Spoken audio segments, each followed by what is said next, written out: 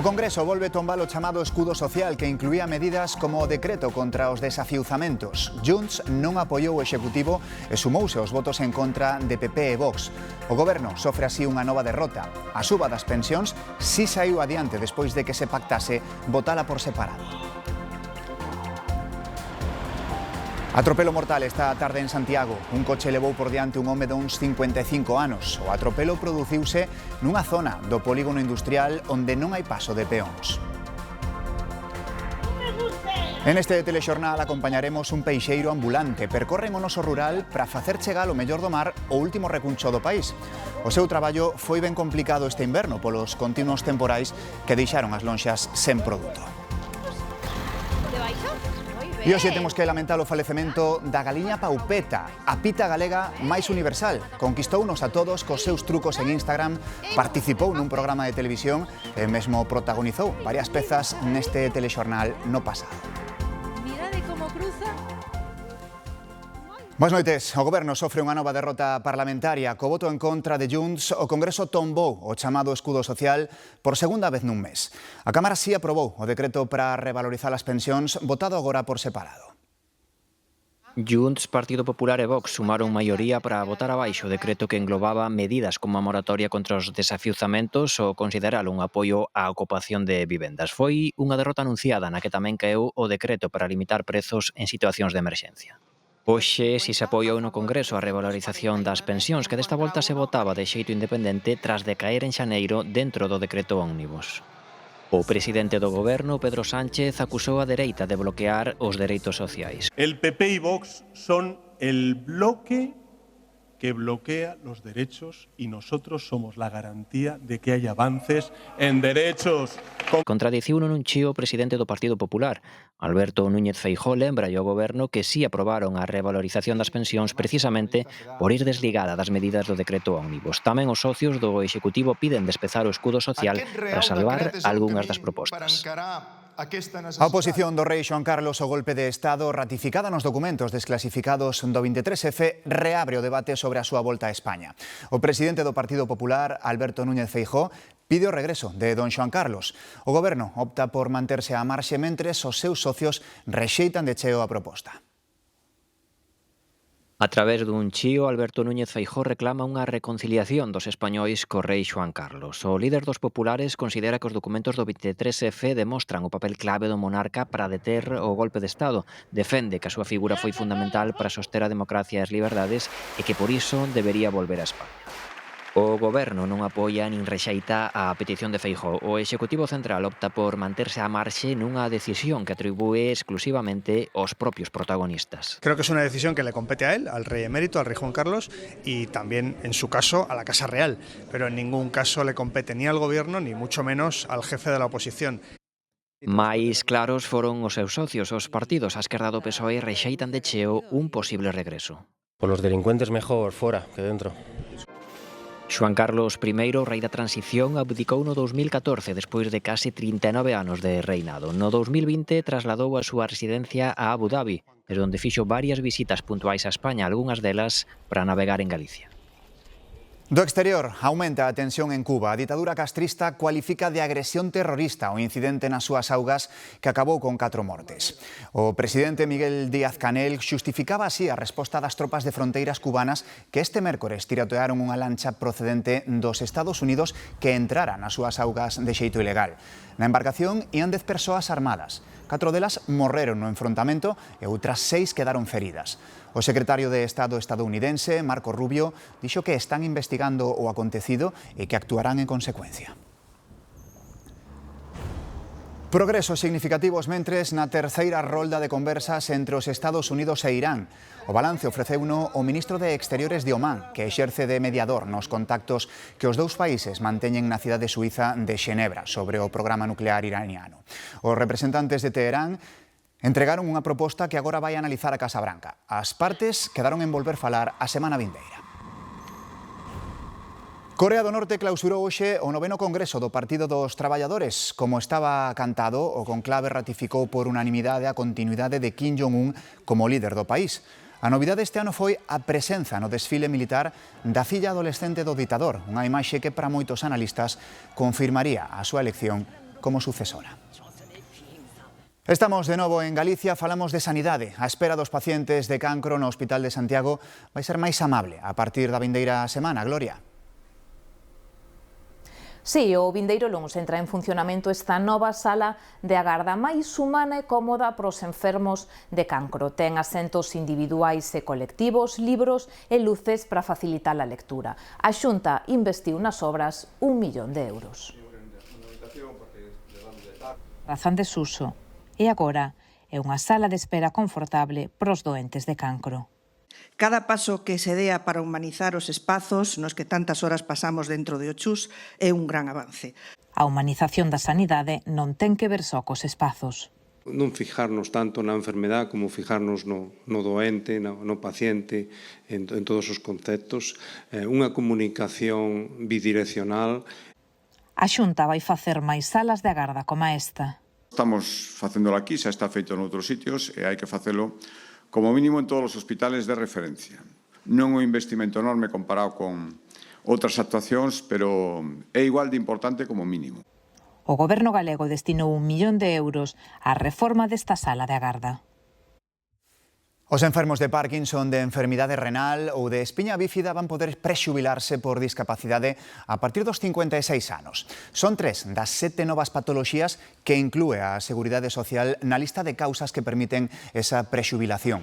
En total, estímase que se van poder incluir unhas 50.000 persoas.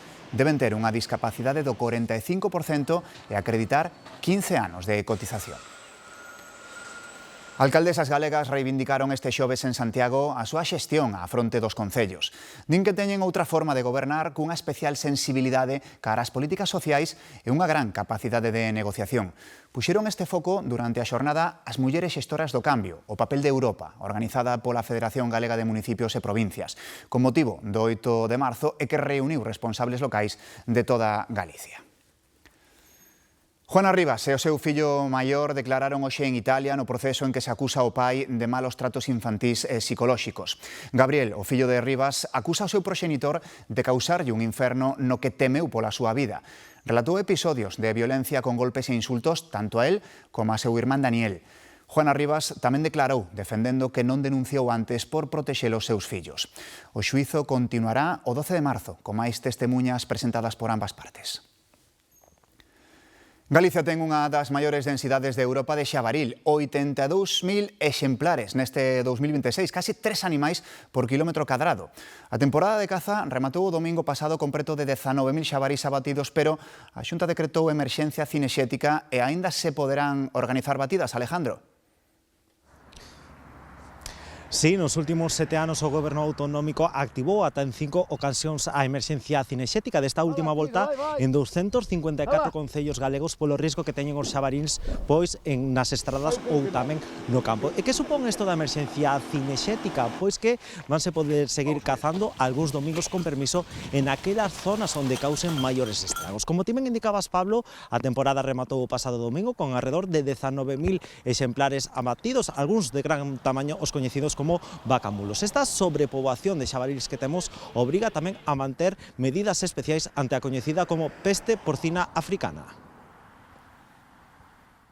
Máis asuntos deste xoves. O que fora xefe da Policía Municipal de Vigo asegurou hoxe no xulgado que en ningún momento o Concello lle ordenou expresamente precintar a atracción dos Altamontes, en que morrera, lembramos, un home no ano 2024. Dende o Concello aseguran que enviaron un correo electrónico ca instrucción de pechala, pero, segundo Alberto Carballo, concretou perante o xuiz, un correo non se considera unha orde expresa. Gran concentración en Ferrol en apoio ao bombeiro ferido hai unha semana no incendio do barrio de Recimil. Os asistentes reclamaron máis medios para o Corpo Municipal de Bombeiros. E pouco máis tarde, o Pleno aprobou 40 prazas para o Corpo, 6 de novo ingreso e 36 de promoción interna que permitirán mellorar as condicións dos efectivos actuais. Na Coruña, o incendio dun edificio deixa 2 persoas ingresadas por intoxicación co fume. Algúns pisos están ocupados, pero tamén hai inquilinos que pagan un alugueiro e creen que o incendio foi intencionado. Inhabitable, así quedou este inmoble dos Mallos onde se declarou o lume. Esto estaba lleno de llamas. La chica que vivía en el frente de mi piso sacó unos colchones y Y se le dijo ayer que botara esos colchones porque podía pasar algo. Y hay 2 colchones parados, estaban aquí parados. Entonces alguien le prendió candela. Ese edificio está lleno de ocupas, drogaditos, ¿no?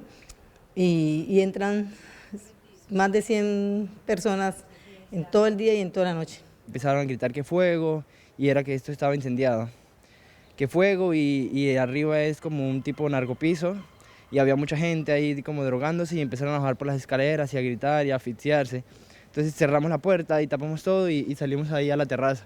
Y el humo, pues a lo que usted abre, esto es como si fuera un ventilador allá y claro, eso mete la candela para allá y se prendió. Os servizos de emerxencias chegaron rapidamente e extinguiron as lapas. Tamén axudaron a baixar á rúa varios veciños. Estaba con mi bebé de 1 año y con mi hijo de 9 y fue un susto muy grande, más que todo por el nervio de los niños y eso y que pensábamos que íbamos a tener que pasar al otro edificio o algo, pero no. Fueron momentos de mucha angustia. 2 persoas resultaron intoxicadas por inhalación de fume e tiveron que ser trasladadas ao CHUAC. Un paciente moi alterado atacou persoal do Hospital do Salnés. Cando o atendían en urxencias, foise contra a doutora e logo contra o vigilante. E cando chegou a policía para reducilo, agrediu tamén un dos axentes. Finalmente, houbo que sedalo e intubalo. Tamén trascendeu unha nova agresión no complexo hospitalario da Coruña. Unha paciente agarrou e zarandeou unha enfermeira cando tentaba atendela. Un home morreu atropelado este xoves nun accidente acontecido no polígono do Tambre, en Santiago. O sinistro ocorreu arredor das 5:30 desta tarde na vía Edison e ata o lugar acudiron os bombeiros, efectivos de protección civil e axentes da policía local. Pero finalmente o persoal sanitario desplazado á zona só puido certificar o seu falecemento. Un raio fulminou 4 vacas en Baltar que ademais estaban preñadas. Os animais pacían nun lameiro e refuxáronse dunha treboada pasaxeira debaixo dun carballo. Como estaban en terreo moi húmido, o raio calcinou un ao momento. O gandeiro calcula que as perdas chegan aos 20.000 euros. Refugiáronse neste árbol e caíu nese árbol e como é todo húmedo o chan, pois electrocutónas a todas. Está queimada hasta aquí adiante, e aí a perna, e o ubre queimou todo, ves? O raio fulminou as 4 vacas preñadas que buscaban refuxo ao pé dun carballo dunha treboada pasaxeira. E foi por as raíces do árbol e por eso aquela que está lá máis lonxe tamén electrocutou. Por sorte o gandeiro non estaba, salvouse. Avisou nun veciño cando as viu xa mortas. Estuve ás 11 pico, viñe traer erva. Estaba todo ben, pero depois veio a tormentesa que durou 5 minutos, veio cruzando así todo o traveso, foi que era Portugal, e caíron unhas rayos por allí, e deulle no carballo e calcinou as 4 vacas. David Pérez Rego ten en total 158 cabezas, vacún en extensivo polos montes de Baltar. Hai 10 anos que se dedica a gandeiría tras quedar coa explotación dos seus pais. Valora cada vaca nuns 5.000 euros, nunca levara tal pau.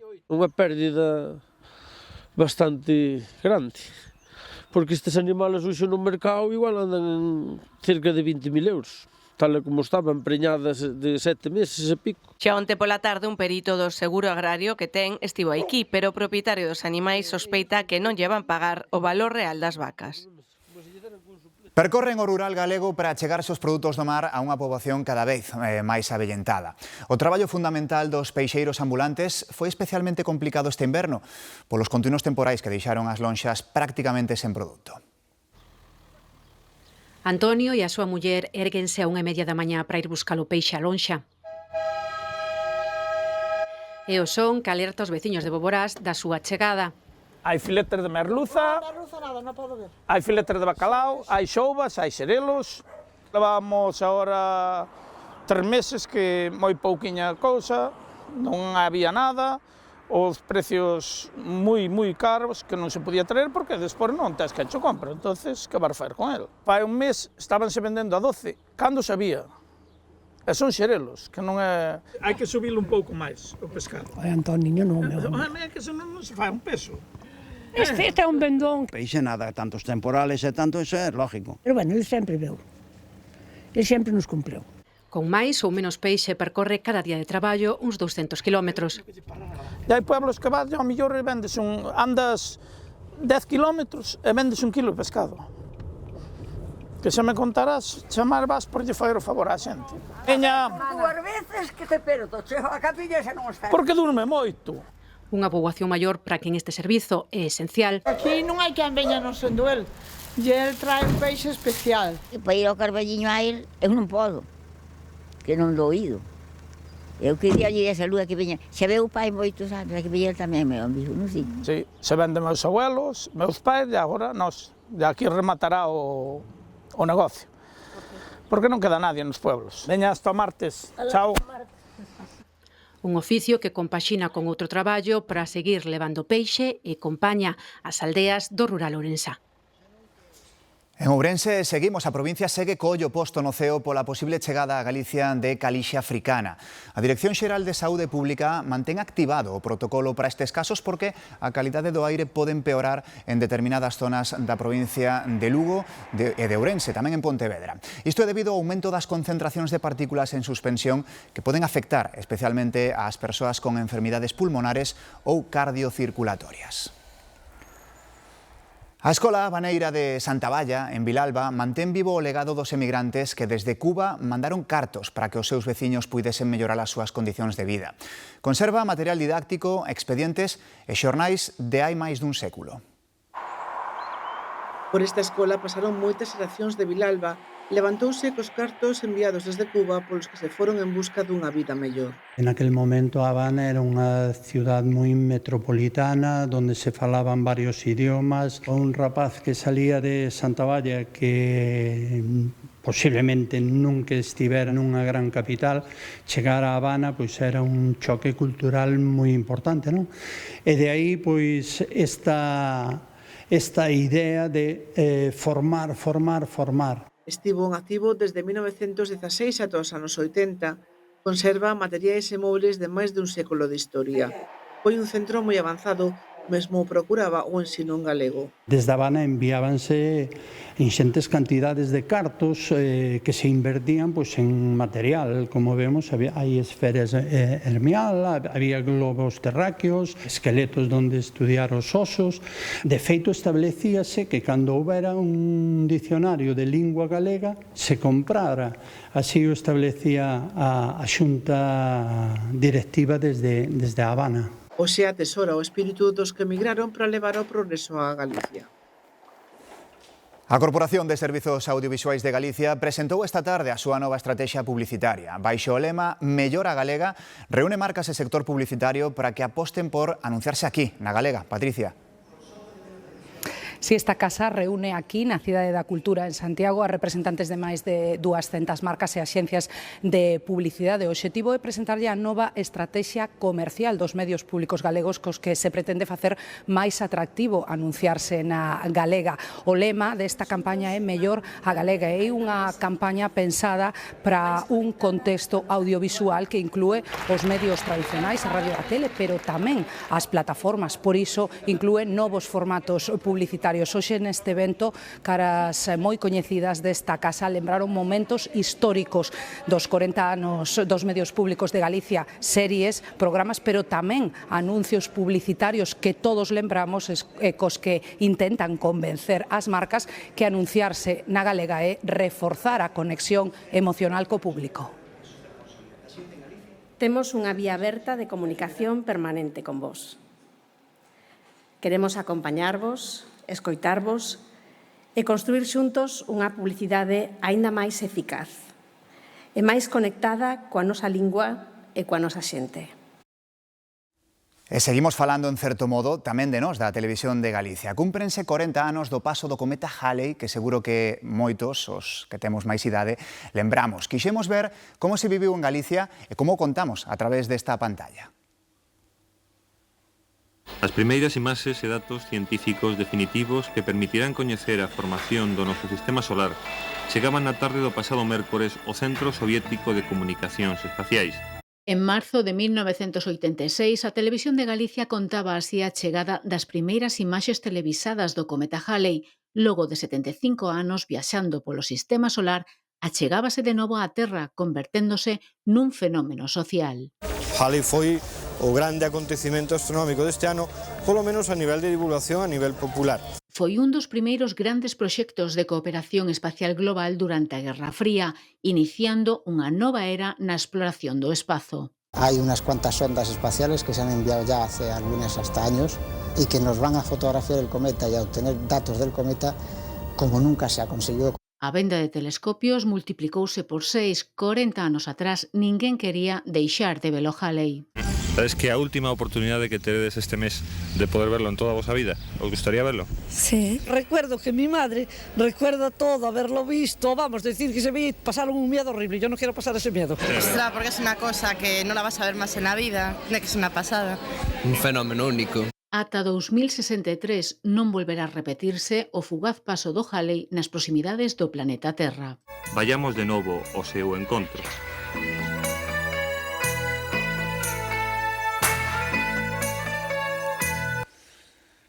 A torta de queixo é un postre tradicional que non falta na carta de ningún restaurante, pero dende hai unha temporada, hai unha febre por ela disparada. Cada vez hai máis tendas especializadas son este produto e compiten pola mellor receita. As redes sociais enchense de vídeos de xente probando tortas de queixo. E para dar resposta a esa demanda crecente, cada vez nacen máis tendas especializadas, como o caso de Iago, que con só 23 anos quixo emprender en Pontevedra. Es una fiebre, ¿no? Que esperemos que dure mucho tiempo, pero sí que ya viene de ciudades más grandes como Madrid, Barcelona, que ya tienen una cultura de la tarta de queso, y es un poquito por lo que nosotros decidimos montarla aquí, que no había algo por la zona que se dedicara exclusivamente a ello, y la gente le encantan las tartas de queso. Sobre todo yo creo que es un postre muy variable, que se puede jugar mucho con él. E aínda que sexa máis vendida, xa non chega con ofrecer a tarta de queixo forno básica. Tenemos la clásica, que es una tarta de queso tradicional, con quesos de aquí de la zona, quesos gallegos, y después tenemos diferentes sabores. Tenemos Lotus, tenemos Kinder Bueno, pistacho, y un poquito lo que la gente vaya pidiendo, vamos sacando tamén. Os máis exixentes convértense en auténticos catadores na busca da mellor torta. Y de hecho nos viene a veces gente que tiene su lista, con su ranking, con ciudades, nombre y tarta que probó, y es una pasada, la verdad, es gente que yo admiro, ¿no? Cada un coa súa receita e os seus segredos buscan a excelencia dun postre que suma cada vez máis devotos. A finais do inverno, entre febreiro e marzo, florecen os magnolios de folla caduca zarrapicando os xardíns de toda Galicia de flores brancas e rosas. Nos últimos anos, ca variación das condicións climáticas, adiántase un pouco a principios de febreiro, como xa están a desfrutar en Vigo os que lles gusta o turismo botánico. O Parque Vigués de Castrelos é un dos xardíns históricos onde velos en esplendor como nos de case toda a provincia de Pontevedra xunto cas camelias. O espectáculo é breve, iso sí, apenas dura alrededor de 2 semanas. Marchou Paupeta, a pita galega máis universal, unha auténtica celebridade. Conquistounos a todos, cas súas historias en Instagram, cos seus trucos, e polo seu bo carácter para relacionarse tanto con persoas como con outros animais. Mesmo participou nun programa de talento de televisión. A súa dona, Susana, adoptouna con só 2 días de vida, cando era un poliño, e fixéronse inseparables. Hoxe, despediuse dela con palabras ben sentidas. Deixas un valeiro enorme, meu dinosauro rubio emplumado. Ata mañá.